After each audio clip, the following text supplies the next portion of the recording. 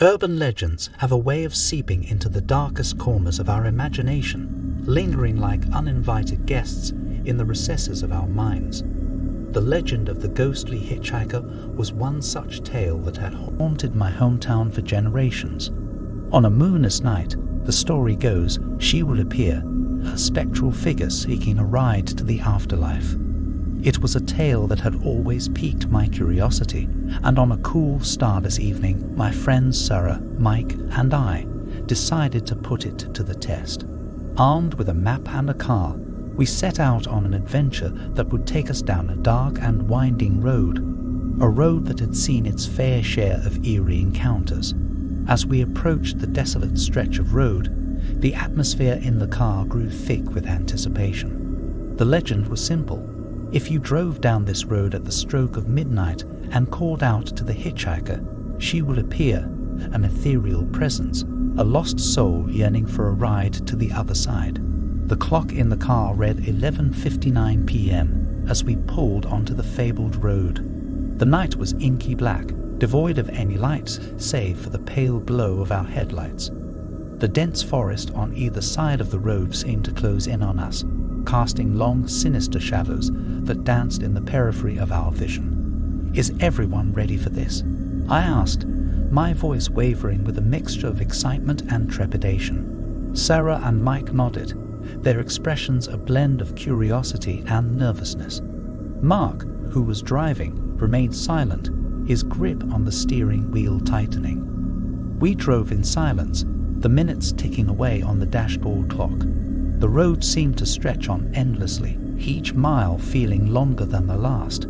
The anticipation was palpable, a heavy weight that settled in the pit of my stomach. Then, as if on cue, the clock struck midnight. "All right, this is it," Mark said, his voice a whisper. He slowed the car to a crawl and rolled down the windows. In the stillness of the night, the only sound was the soft rustling of leaves in the wind. My heart pounded in my chest as I leaned out of the window and called out into the darkness, "Is anyone there? We're here to give you a ride." The words hung in the air, unanswered, for what felt like an eternity. Just when doubt began to creep in, a chill ran down my spine, and I turned to look at the road behind us. There, in the faint glow of the taillights, stood a figure, a spectral silhouette of a young woman, her long tattered dress billowing in the wind.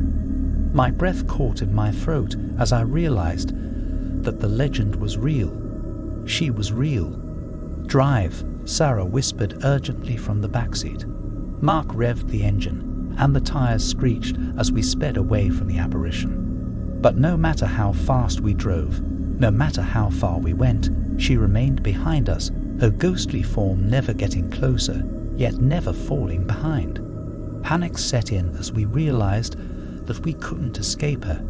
She was like a shadow, a presence that clung to our car, a passenger on a ride that had taken a nightmarish turn. The road seemed to stretch on forever, and the forest around us grew denser, the trees closing in as if to swallow us whole. "We have to do something," Mike exclaimed, his voice edged with desperation. I remembered a variation of the legend, one that said the only way to be rid of the ghostly hitchhiker was to fulfill her final request.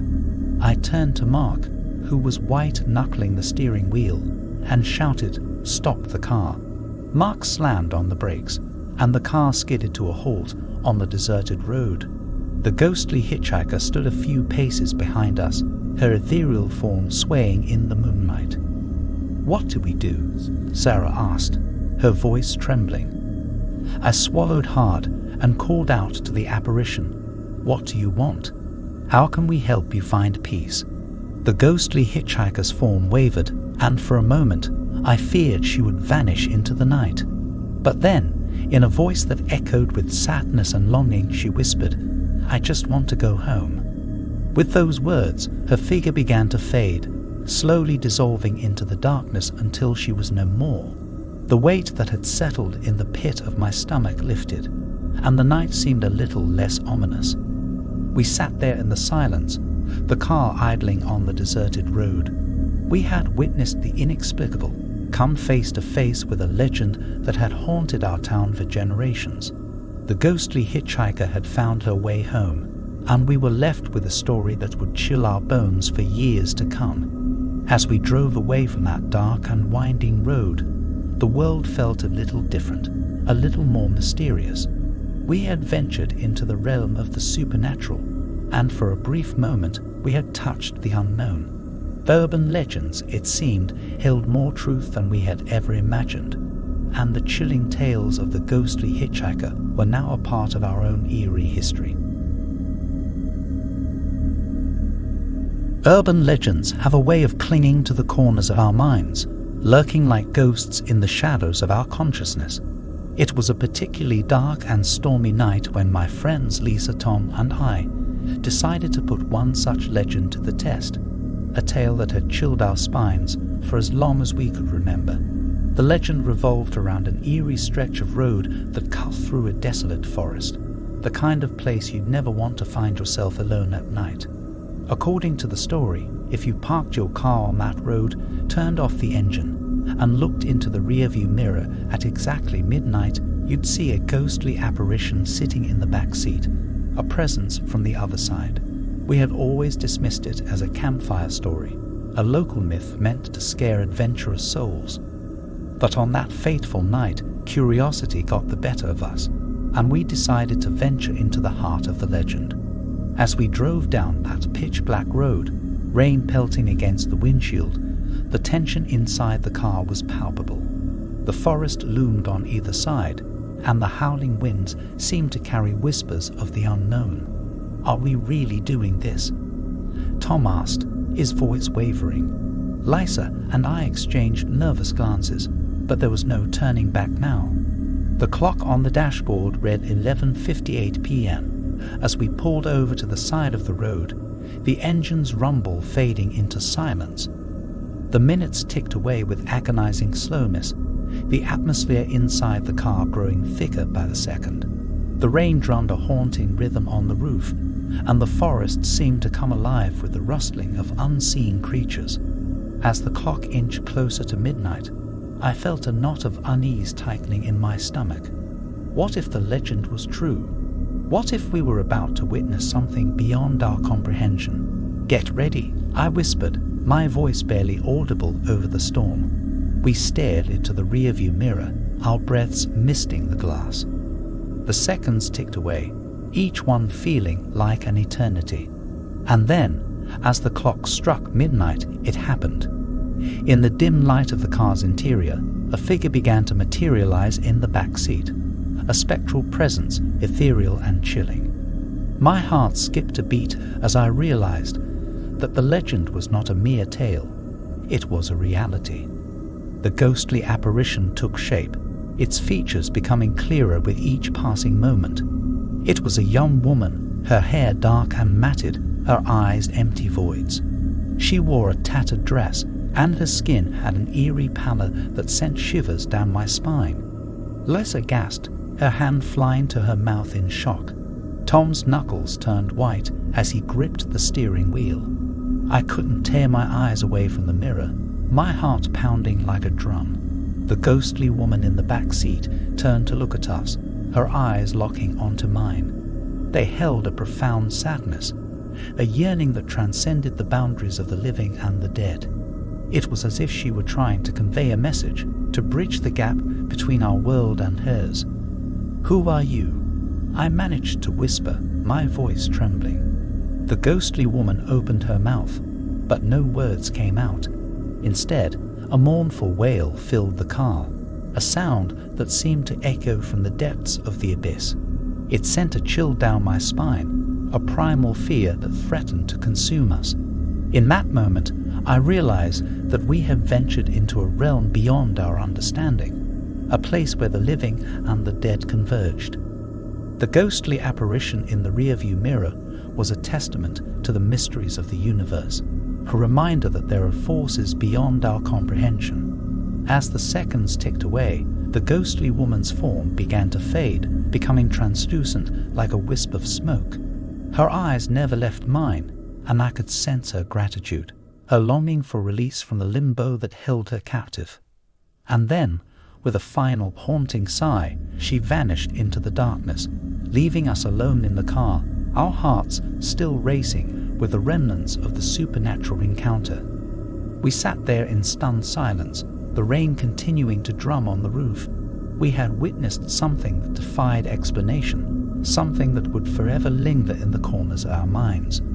As we drove away from that desolate road, the legend of the ghostly apparition in the rearview mirror had become a reality. We had glimpsed the other side, touched the unknown, and in that moment we were reminded that there are mysteries in this world that can never be fully understood.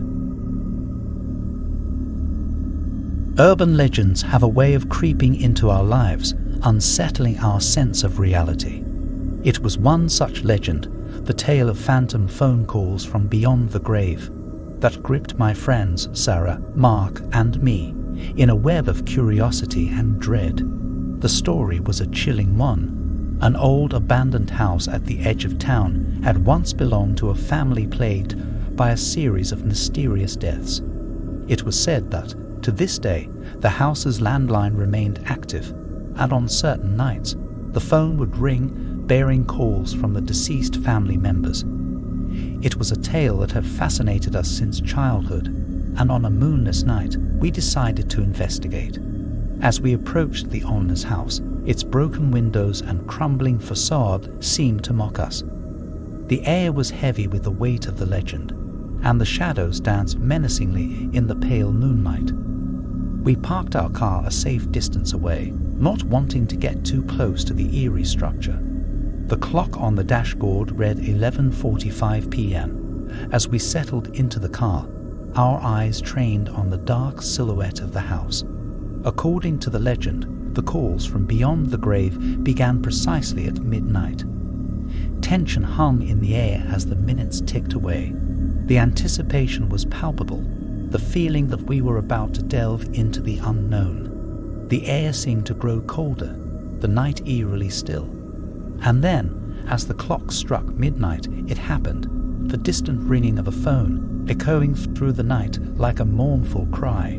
We exchanged anxious glances, our hearts pounding as we listened to the sound that had haunted our town for decades. The ringing continued, the mournful melody growing louder with each passing second.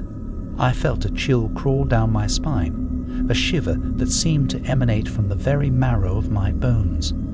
Mark, who had been driving, turned off the engine, and the car fell into an eerie silence. We watched in morbid fascination as the ringing continued, the sound drawing us closer to the house, like moths to a flame. Sarah broke the silence, her voice a whisper. "We have to answer it." The idea was equal parts terrifying and irresistible. The legend had always hinted at answers from the other side, a connection to the beyond that beckoned us with its enigmatic promise. With trembling hands, I reached for the car's phone. The ringing was deafening now, filling the car with a palpable tension. I took a deep breath and answered the call. "Hello," I said, my voice quivering. Static crackled on the other end, and for a moment there was only the sound of our collective breathing. And then a voice that sent shivers down my spine. It was a voice I recognized, a voice that belonged to a family member who had died long ago. The voice was faint, distant, as if it were calling to us from the other side. "Is that you?" The voice said, its words carrying an otherworldly weight. Tears welled up in my eyes as I responded, "Yes, it's me. Who is this? How can you be calling?" The voice on the other end continued to speak, its words cryptic and laden with meaning. It spoke of secrets long buried, of messages left unspoken, and of a connection that transcended the boundaries of life and death. I felt a profound sense of unease, a feeling that we had ventured into a realm that we could never fully understand. The voice on the other end spoke of unfinished business, of restless spirits, and of a longing for closure. The minutes stretched on, each word from the voice on the other end drawing us deeper into the mystery. The night seemed to grow darker, the air heavier, as if we were being enveloped by the very presence of the deceased. And then, with a final, haunting message, the voice on the other end fell silent. The line went dead, leaving us in a stunned and eerie silence. As we sat there in the car, the weight of what had just transpired settled in. We had answered a call from beyond the grave, heard the words of a departed loved one, and ventured into the enigmatic realm of the supernatural. The legend had proven true, and the phantom phone calls from beyond the grave had become a reality in our lives.